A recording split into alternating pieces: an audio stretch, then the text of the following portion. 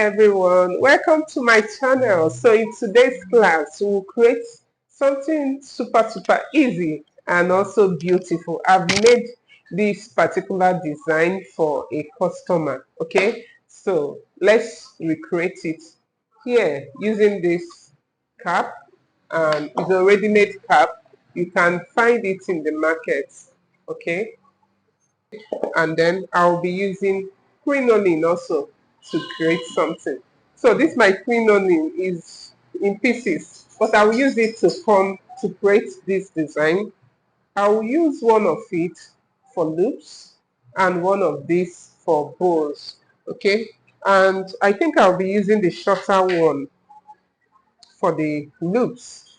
So let me just check what the measurement is, so that if you are creating, you can as well use it. Okay, this is 40.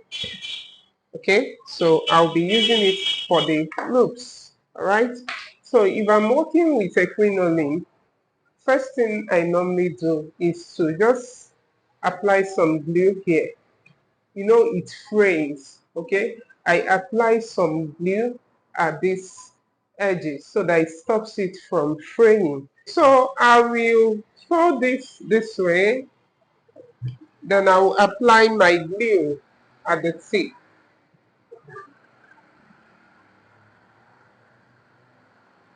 And after applying the glue, you can leave it for some time and then you tie it. Okay, I have my fan on, so it dries it off, and then I'll fold and tie.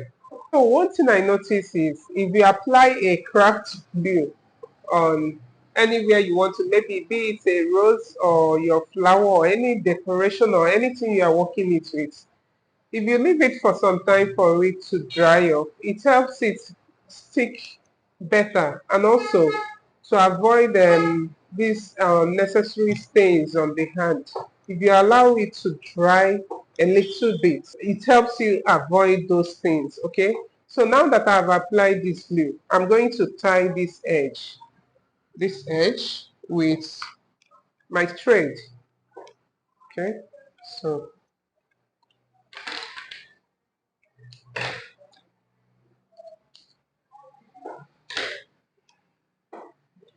I'm simply going to tie it. All right, guys, so you can see that the same thing I did here, I also did it for the other end. Okay, so let's create these loops. This is the tip. Remember, I'm folding it into two. I'm not using it this way. I folded it into two. Okay, so you simply use it to form a circular loop.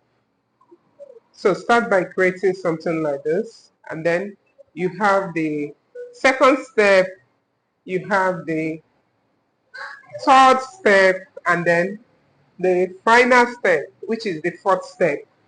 Can you see what we formed here? I'll be using it to decorate this, but not just only it, I'll also create another design with this. Okay, so something you pick out here is that if you want your loop bigger than mine, remember I'm using length of 40 inches here. So that means you can make it up to 60, up to 70. If you want something with many steps, let's say like 6, 8, or 10 steps, okay? So you use it to form this. With 40 inches, I was able to achieve 4 steps, okay? So the first, the second, the third, and the fourth. So if you want to create something bigger than mine, make sure to extend the length to something bigger. Okay, so I'm going to use my pin to pin this here just to hold it in place. Okay, so but if you have your needle and thread ready, you can simply tack it, but I don't have it ready here, so I just use a pin to hold it. Then I will keep it aside and move to the next design. The second design, I'm repeating the same thing I made for the loops.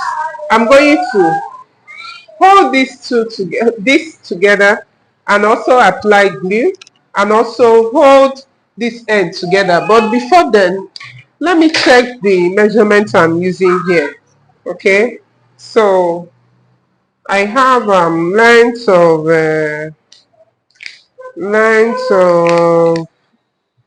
this is 48 inches. This is just a leftover crinoline I have that I will just want to use and create something, okay, a beautiful design anyway. All right, so this is length of 48 inches. So let me go ahead to also keep this tied and glued.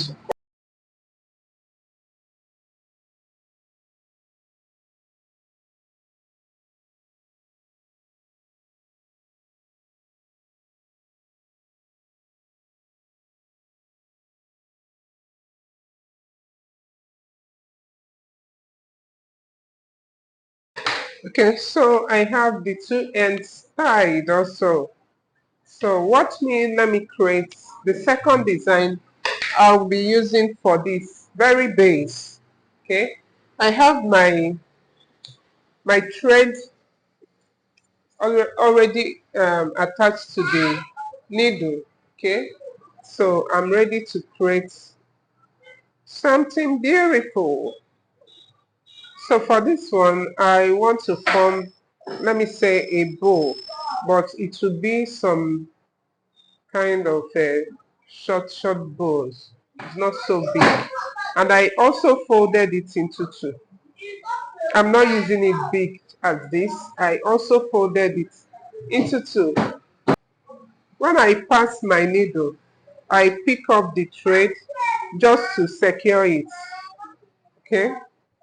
So then I will go ahead to run a gathered stitch here. I hope you are following and I hope you are finding this interesting.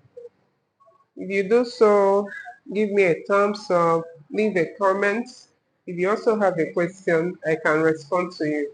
So I formed this bow. I'll go to this other parts and also create a bow. So watch me and see how I am creating these bows. And when I've formed it, I've folded it, I'll still go ahead to pick up this with my hand needle and secure it also at this center. Okay, if you don't want to do this, you can just fold your bows, fold how many that you want, and then tie it.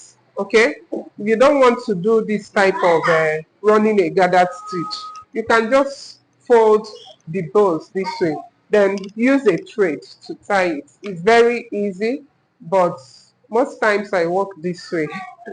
I fold and then use my hand needle and thread to form a gathered stitch, just to draw it close to the center.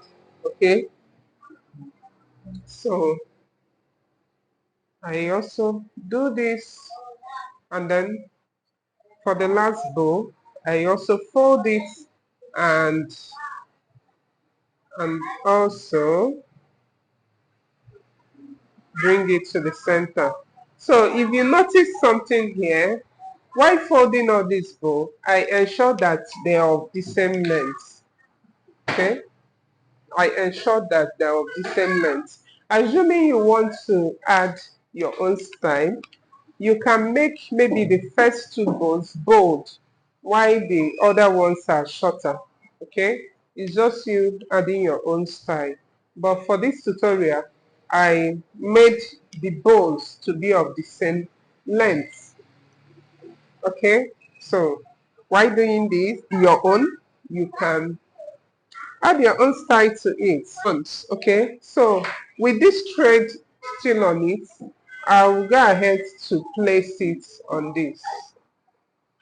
Okay, and also stitch it on top of this cap,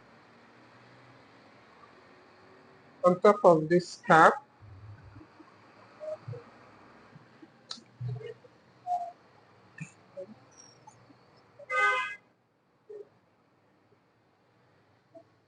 So while stitching this, ensure that on this inner part of this cap, if you look closely, you will see that there is no messy job there, no messy stitching there. You ensure that you stitch it very close so that you don't have all those threads showing there. It will make it look neat. Unless if you have intention of adding a lining to this part. But if you don't have that intention, you stitch it to look and appear very neat. If you watch it, you see that there is no thread showing there. In as much as I use this color of thread, I stitched it very closely on it. Okay, so now that is well stitched, see how it looks on it. So I'm going to bring this my loop, and the intention is to place it on top of this. Okay, so you can see that our fascinator is really coming out fine. So the intention is to stitch it here, and since I still have my thread, I'll go ahead to still stitch it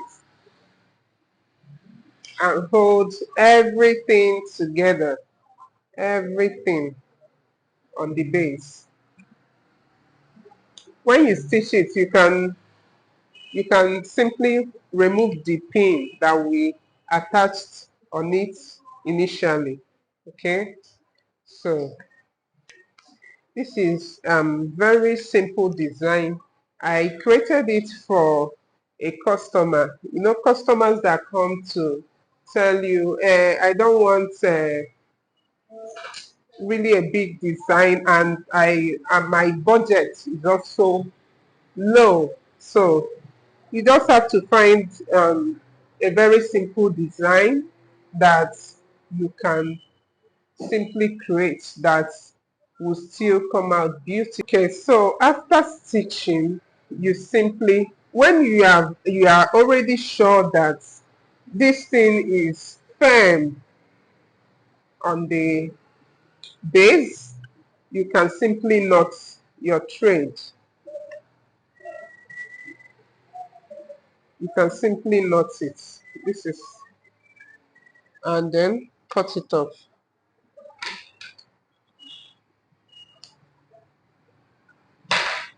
You can see the design, the beautiful design we are able to create in this class. Now, a little idea of what you can make out of this design, just to make yours unique. You can place roses here, you can place flowers or any decoration of your choice. You can even bead it here, just to make yours unique. All right. So, and for the head fitting of your choice, you can see that this sits perfectly on a turban. So this fascinator design can be a very good design for a turban, or you can place it on an Irish band. All right, depending on what your customers want or what you love doing.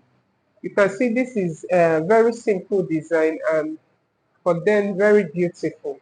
All right, this is for customers that want a fascinator, but maybe their budget is not that high. Okay, so you just find something beautiful and simple to create for them. I hope you find this tutorial interesting, because I really love this style, very simple fascinator style. Okay, so thank you for joining me, and if you found value in this tutorial, give me a thumbs up, subscribe to this channel so that you stay updated once I drop new tutorials on how to make your fascinators, your headwears, and headwear designs. All right, so thank you, and I will see you in my next class.